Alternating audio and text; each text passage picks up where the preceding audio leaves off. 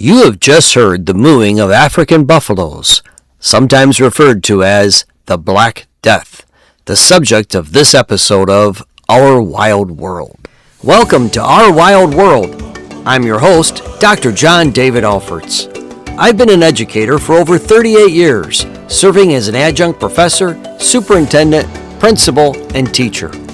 Whenever we can, my wife Christina, also an educator, and I are trekking into the wild to see our two-legged, four-legged, and winged friends in the animal kingdom.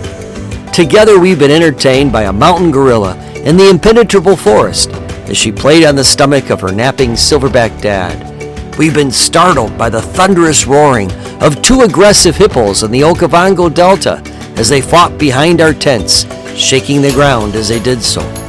We've had a curious African lion lie down outside our tent as she played with our tent bag. While hiking in the bush at Lake Tanganyika, I've come within 75 yards of an elephant family drinking from a stream. At Meru National Park in Kenya, Christina and I came eye to eye with a black mamba who lifted herself up just 12 feet from us, warning us that she was about to strike. After all my time in the bush, I have a story or two to tell. So it makes sense that I'm combining my passion for teaching with my passion for wildlife to launch Our Wild World, introducing listeners to, as the Lakota would say, Bitakuye Oyasin, or all our relations in the animal world. Each episode is meticulously researched and includes my first-hand observations from the bush. I think you'll find it's a podcast like no other. As you listen, be sure to check out our sister social media pages on Facebook, Instagram, X, and Blue Sky for photos and videos that Christina and I have taken of the wildlife featured in each podcast episode. And now, let's begin. In this podcast, we will learn about African buffalo, a formidable animal with a well-deserved reputation for being grumpy and unpredictable. We will introduce the different species of buffalo, their social organization, behavior, range, physical attributes, and their current status in the wild. African buffalo can still be seen in large herds, numbering into the hundreds, and during the wildebeest migration in the Serengeti, even into the thousands. Their dark figures paint a majestic picture on the horizons of the savanna. There are actually 4 distinct subspecies of buffalo in Africa, with the Cape buffalo the most common. The Cape buffalo, forest buffalo, West African savanna buffalo, and the Central African savanna buffalo. Because they can survive in all types of grassland habitat, as long as water is within 12 miles or 20 kilometers, African buffalo have a wide range in Africa. They can be found in the following countries: Southwest Ethiopia, Kenya, Uganda, Rwanda, Tanzania, Zambia, Malawi, Angola, Mozambique, Swaziland, South Africa, Guinea, Sierra Leone, Liberia, Ivory Coast, Ghana, Benin, and the southern part of Burkina Faso. While the African buffalo and North American buffalo are both mammals within the Bovidae family, the two are not all that closely related. Buffalo in North America, more correctly termed bison, are a closer relative to the African wildebeest than African buffalo. African buffalo are more closely related to Asian water buffalo. Bison have a beard, buffalo do not. Herd size varies. Because they are non-territorial, buffaloes can live in very large herds. African buffaloes can be found in groups from 50 to 500, but during the wildebeest migration in the Serengeti, their numbers may soar to the thousands. Like all herbivores, buffaloes subscribe to the idea of safety in numbers. Herd size protects individuals from the ever-present predators, which include lions, hyenas, wild dogs, and even leopards. The majority of herd members are generally females, and their calves, as males, often prefer to go off on their own in bachelor groups. As a result, herds are often led by an experienced female.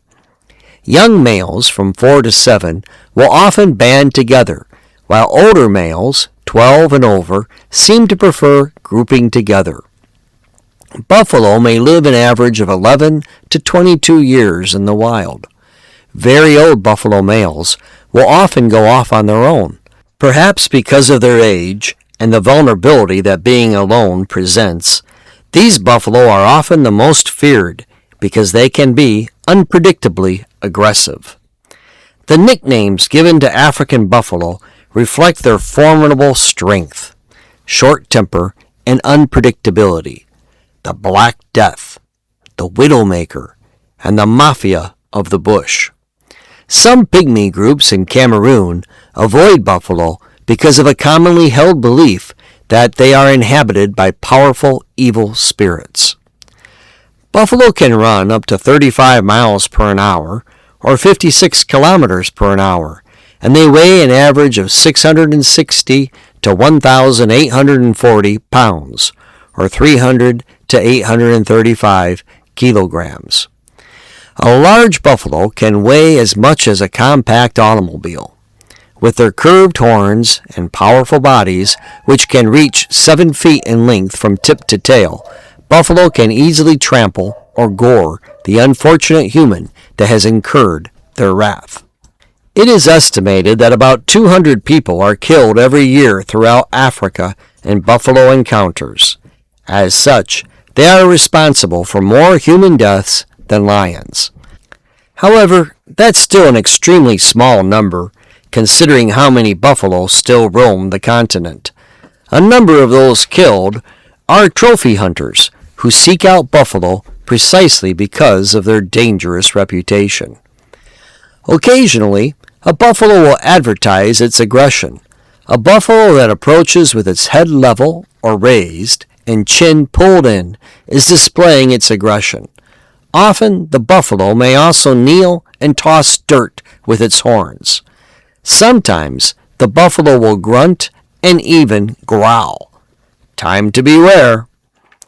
At 68.25 square kilometers, or 26 square miles, Hell's Gate National Park near Lake Naivasha is one of Kenya's smaller national parks, but its unique gorge and extinct volcanoes, as well as its diverse wildlife, make it well worth visiting. It was actually thought to be the setting for Disney's The Lion King. Because there are no predators besides hyenas within the park, visitors are allowed to hike or bicycle within it. My wife Chris and I biked to Hell's Gate Gorge from the main entrance. Along the way, we passed African buffalo, zebra herds, gazelle, hartebeest, warthogs, baboons, and giraffe. Seeing such magnificent animals on a bicycle is really exciting. It definitely makes you feel closer to the wildlife. On our bike trip, we passed by a herd of African buffalo who were grazing on either side of the dirt road. Buffalo can be unpredictable. We definitely kept our eyes on each other.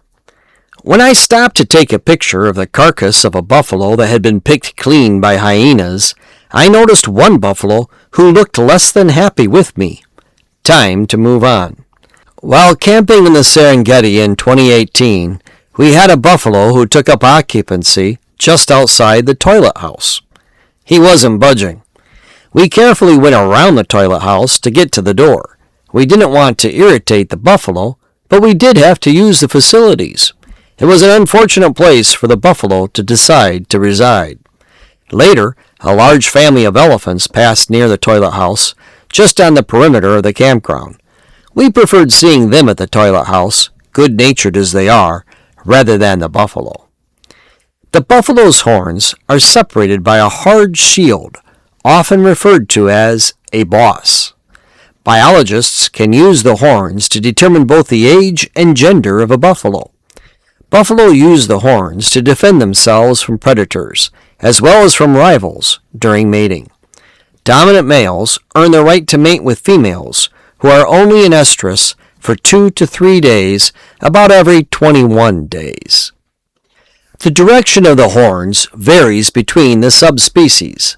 The Cape buffalo has curved horns that meet in the middle of its head. West and central savanna buffalo have a hook-shaped horn that curve down and then up and in. Forest buffalo are the smallest of the African buffalo. Their horns are also much smaller and straighter, angling back. Forest buffaloes also have a different coloring than the three other subspecies.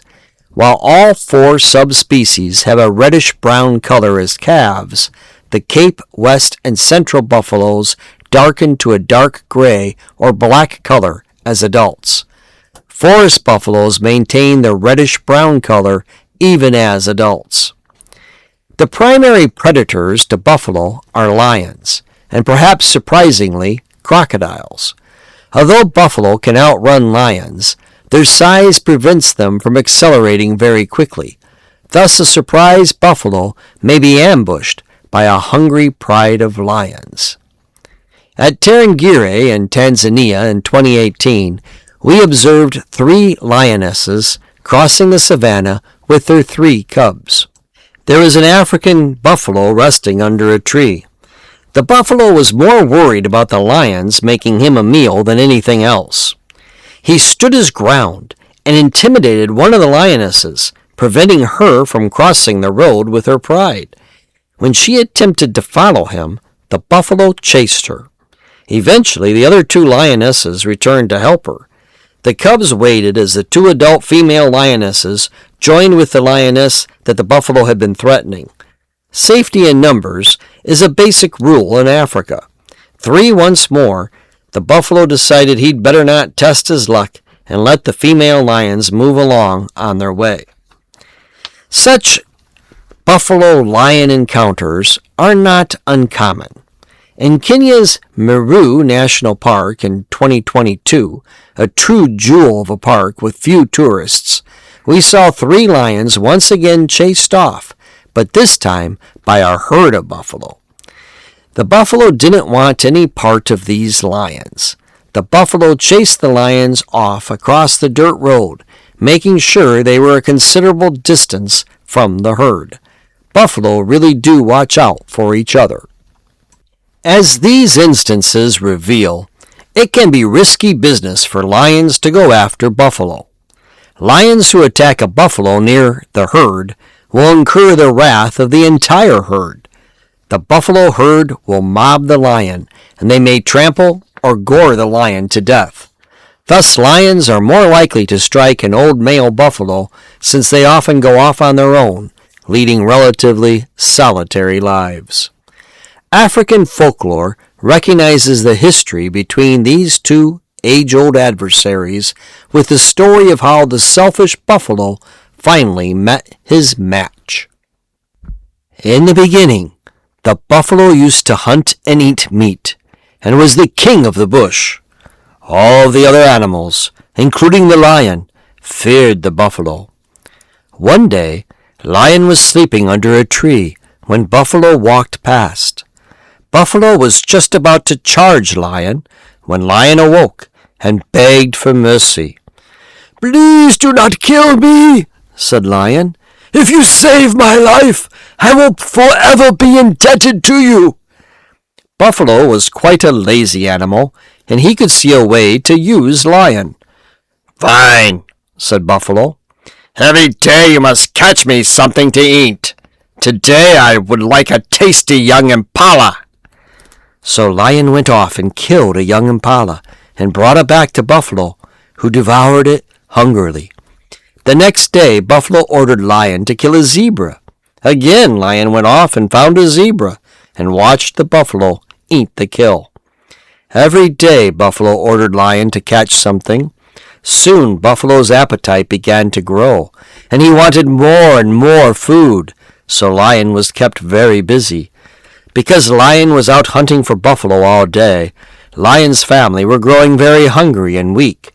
Lion was very worried, and one day asked Buffalo to let him go and hunt for food for his own family instead. Buffalo was annoyed. "No, you can't," he replied. "You are indebted to me. Now go off, and today I want you to kill one of every animal in the bush for me." Lion was angry at the selfish, greedy buffalo. "If that is your wish, then I will kill one of every animal, but starting with you." Lion killed Buffalo, and his family feasted for days on the fat carcass. To this day, buffalo have never eaten meat again, and also live in herds so they can protect each other from the hungry lion and his family.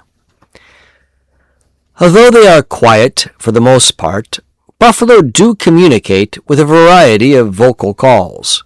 In mating seasons, they grunt and emit hoarse bellows to show their interest. A calf in danger will bellow mournfully, bringing herd members running at a gallop to defend it. Buffalo may give a low-pitched 2 to 4 second call repeatedly every 3 to 6 seconds as a signal to the herd to start moving. A long "moo" call may be made before or during the herd's move towards water. Bellows, grunts, honks, and croaks may be used to keep the herd moving in the right direction and to indicate that all is well. Buffaloes spend about 5 to 11 hours a day grazing on grass, feeding both night and day. After grazing, they chew their cud to gain additional nutrients from it. Buffalo also must drink daily, and they'll travel up to 12 miles or 20 kilometers for water. In very dry seasons, they may travel up to 17 miles or 27 kilometers daily for water.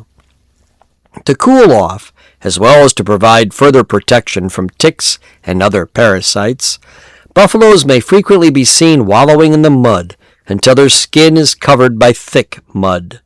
Mothers needn't worry, though, about buffaloes playing in the mud. They are excellent swimmers if they want to clean up. At rest, buffalo will often lie down, touching each other's back to back, supporting their chin on another buffalo's side. Buffaloes are not territorial, and they are highly social within their herds. Buffaloes will greet each other with nose-to-nose contact. Buffalo also engage in social grooming, with partners taking turns. The lesser-ranking buffalo often initiate the grooming with higher-ranking buffalo. When a female reaches the age of 4 or 5, she will begin having calves about once every 2 years. Males, who are usually quite affable with one another, will threaten each other and compete for dominance.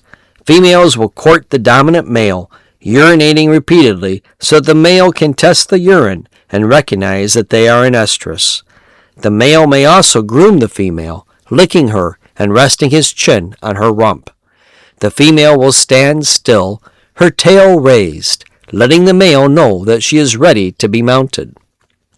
The gestation period of a female buffalo is about the same as humans, 9 months. Females do all the parenting, with males showing no interest in their offspring. The calves are totally dependent on their mothers for about their first year and a half.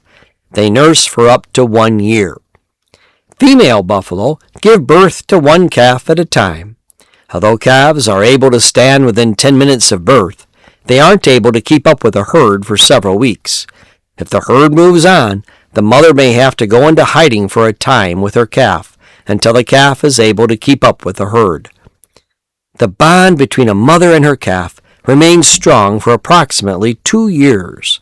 Mothers and their calves frequently socially lick each other, with mutual grooming strengthening their bond.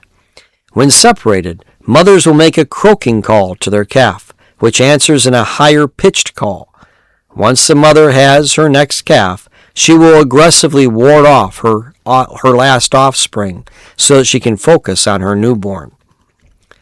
Play is an important part of buffalo adolescence, with young buffalo frequently running and chasing each other and playfully sparring. Herd members cooperate well with each other and will come to the defense of any calf or adult member who sends distress calls. Like elephants, buffaloes will form a protective circle around calves or weaker members when they are threatened. Buffalo have a symbiotic relationship with oxpeckers, known in Swahili as the rhino's guard, similar to the relationship that oxpeckers have with rhinos. The bird frequently rides in the back of the buffalo, eating fleas, parasites, and lice that would otherwise infect or irritate the buffalo's skin. Like rhinos, buffaloes have poor vision. Buffaloes have the added disadvantage of having poor hearing as well. The oxpecker helps alert the buffalo to impending danger by letting out a loud screech, putting the buffalo on the defensive. The symbiotic relationship between the two species is the stuff of African folklore. Kai Tuomi wrote The Tale of the Oxpecker and the Buffalo. In the old days, Oxpecker had a bright yellow bill. He lived in a little hut in a patch of long grass.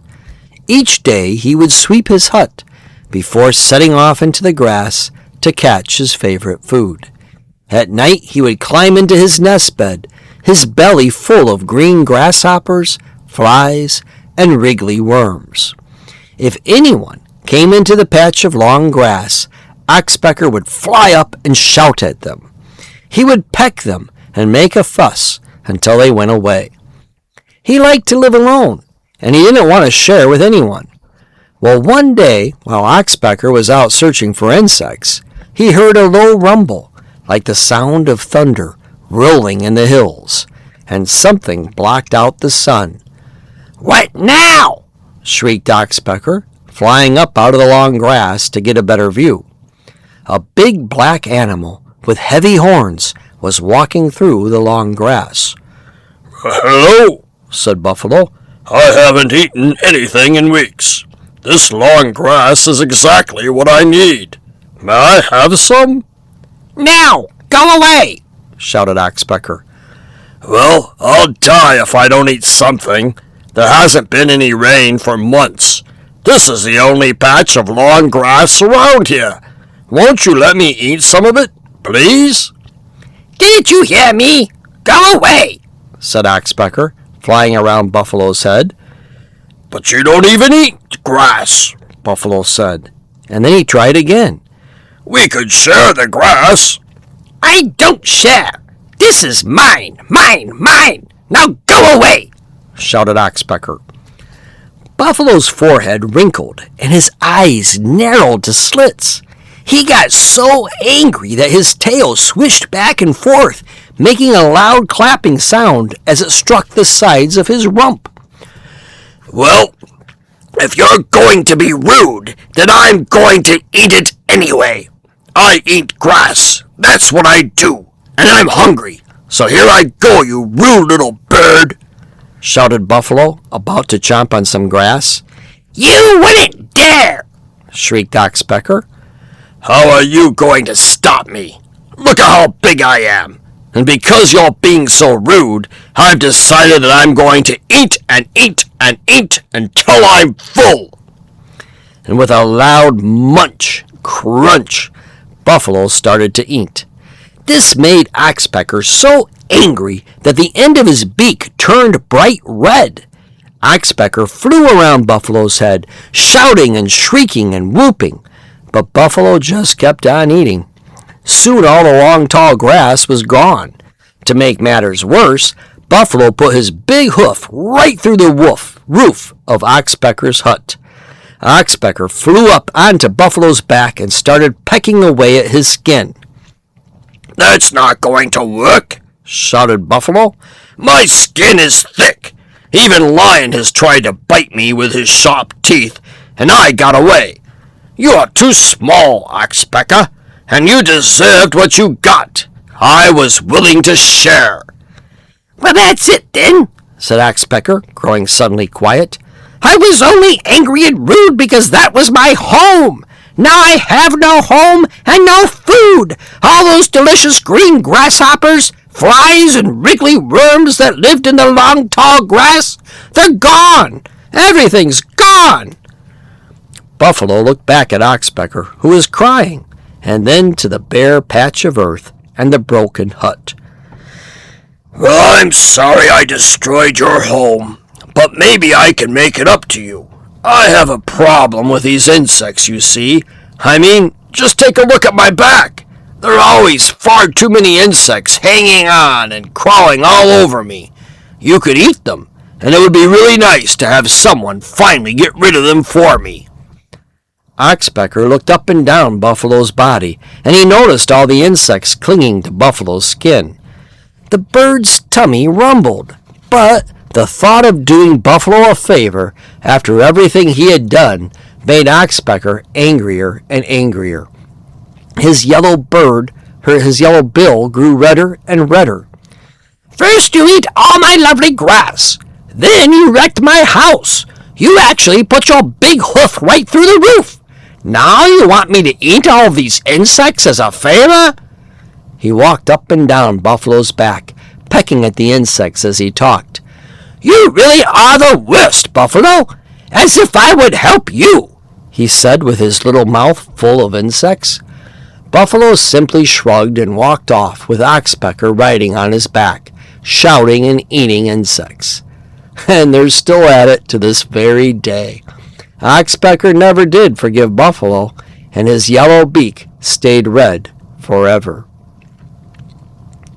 The sight and hearing of buffaloes are both rather poor, but their scent is well developed.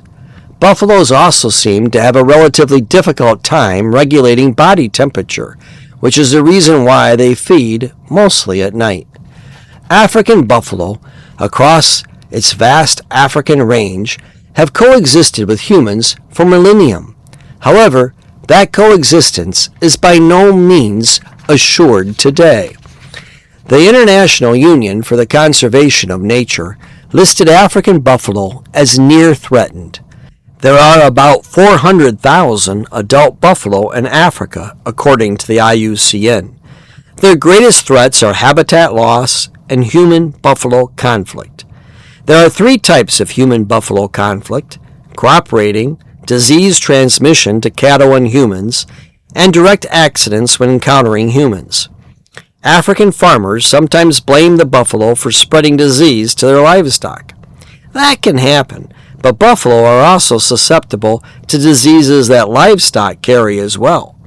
For example, rinderpest decimated buffalo numbers during the 19th century and was spread by European cattle brought to Africa. Fortunately for African buffalo, they are immune to the sleeping sickness transmitted by tsetse flies that humans as well as many other animals, including livestock, are susceptible to. The African buffalo is therefore an emblem of the coexistence between humans and nature in Africa, according to the book Ecology and Management of the African Buffalo.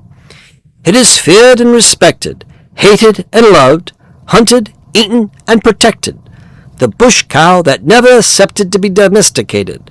The wild cattle made in Africa still resists human domination and fascinates many. For thousands of years, indigenous people have regarded animals as our brethren, our relations. The indigenous southern African Shona, Shangayan, Sotha, and Vinda tribes view the buffalo as sacred and are not allowed to eat or touch the animal. Indigenous people the world over have long understood that all living things have spirit and are capable of teaching us if we only watch and listen and allow ourselves to feel connected with them. Because indigenous people never stopped coexisting with animals, they look to them for messages about behavior, collaboration, social relations, and morality. African buffalo remind us of the importance of teamwork. We gain strength from our friends and our family. They assure us that with the strength and perseverance, we can achieve whatever we seek to accomplish. Buffalo teach us to be extremely protective of our family. If we behave like buffalo, we will be determined to reach our goals, though some may call our determination stubbornness. Buffalo teach us to be confident in ourselves and remind us that others will give us respect when we display that confidence. Buffalo teach us to be resilient as we face life's challenges. If you are so moved and are able, then I encourage you to donate to the Wildlife Conservation Network, an umbrella organization which has many partner groups supporting wildlife in Africa, or to the African Wildlife Foundation. This concludes our episode. Please be sure to check out our sister Facebook, Instagram, Blue Sky, or X pages for accompanying pictures my wife and I have taken in Africa. If you enjoyed this podcast, please be sure to like it, follow it, and leave us a review. Be sure to tell your friends. New episodes are released every 2 weeks on Tuesdays. Please join me again for Our Wild World. You can contact me anytime at ourwildworldshow@gmail.com.